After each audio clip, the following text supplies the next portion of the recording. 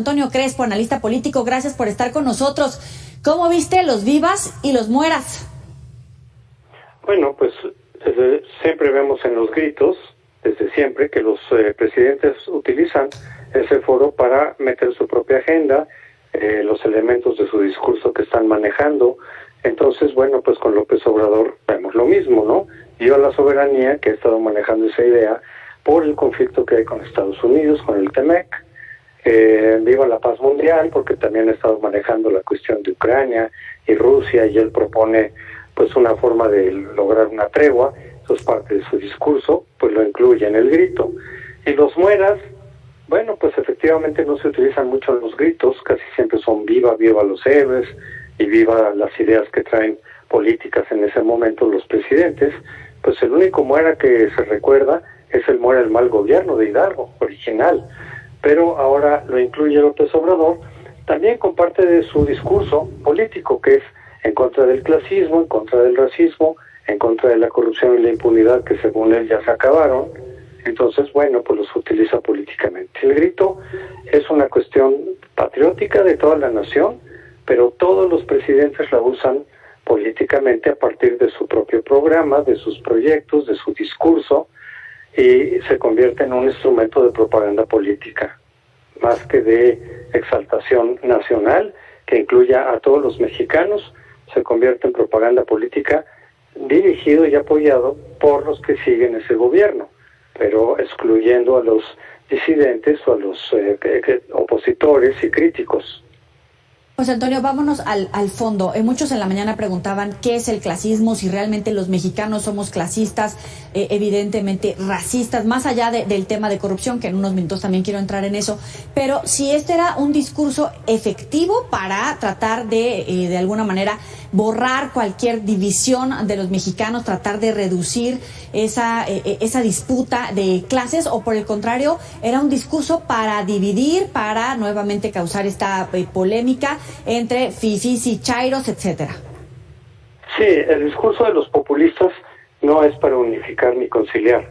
No solo de López Obrador, de cualquier populista que ha habido en la historia. Sus discursos son de división, de confrontación, porque eso es lo que les permite justificar ir concentrando el poder. En cambio, un discurso de tolerancia, de diálogo, de conciliación, va con la democracia. Pero si los populistas lo que les estorba es la democracia, pues no la pueden fomentar a partir de su discurso. Tienen que utilizar la confrontación, la descalificación de los adversarios, el que no está conmigo está contra mí, porque eso les permite concentrar el poder, les permite pasar por encima eventualmente de la ley y ir desmantelando la democracia poco a poco. Entonces, por supuesto que el muera el racismo y clasismo es para fomentar todavía el odio, no porque no lo haya, sí lo hay, es una herencia del virreinato y de la conquista. Sí ha habido clasismo y racismo, lo había, por supuesto, además de misoginia, además de homofobia. Son varios los legados negativos de la colonia, pero esa no es la manera de solucionarlo. Se tiene que ir haciendo pues de otra manera, más gradual, sin confrontación, sino al contrario, con convencimiento, en la educación, en fin, se puede utilizar en el discurso, porque el López Obrador utiliza como diciendo: los míos, los que me siguen, los obradoristas, no son racistas ni son clasistas. En cambio, los que no están conmigo son clasistas y son racistas. Es decir, el mundo en blanco y negro, el manicaísmo de buenos y malos.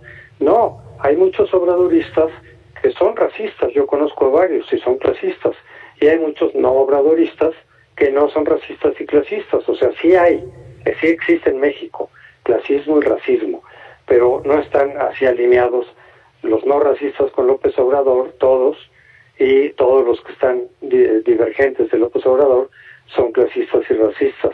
No, así la realidad es más compleja, pero eso tampoco le conviene a los populistas, plantear la realidad en toda su complejidad, porque pierde eficacia en lo que ellos buscan, que es exaltar las pasiones de sus seguidores. ¿Sale reprobado o pasa la prueba cuando dice muera la corrupción? No, pues la corrupción está por todos lados y la impunidad también, y por eso muchos de los ejemplos que se han puesto en las redes, decir, oye, pues está lleno, está Delfina acusada y ya avalado el delito electoral que cometió, está Pío, que también está congelado su caso, porque claramente incurrió en delito electoral. Gertz Manero al haber inventado delitos en contra de su familia política. O sea, incluso no es que sean suposiciones, ya están, digamos, varios tribunales y varias instituciones han dicho sí se cometió el delito, pero a esas instituciones no les toca aplicar la pena legal, y a las que les toca lo congelan, porque muchas de ellas están en manos de Morena y no se van a ir contra sus propios partidarios.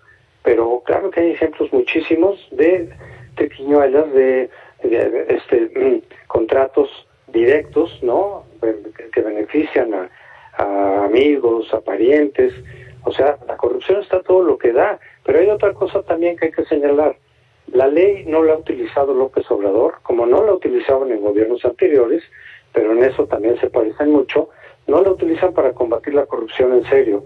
Y la impunidad, no, la utilizan para fines políticos, para intimidar a adversarios, para vengarse de ciertos venganzas personales, puedes aplicar, perdonan a los suyos. O sea, es una utilización política sesgada, facciosa, en función de su partido, para beneficiar a su partido, y eso no, y con eso no se va a lograr nunca, ni se ha logrado nunca combatir en serio la corrupción y terminar la impunidad. Por lo cual vamos a seguir igual en corrupción y impunidad. De hecho, los índices de Transparencia Internacional, después de 4 años de este gobierno, donde ya se supone que no hay corrupción ni impunidad, siguen exactamente igual que en el promedio de los años de los gobiernos neoliberales. Está igual.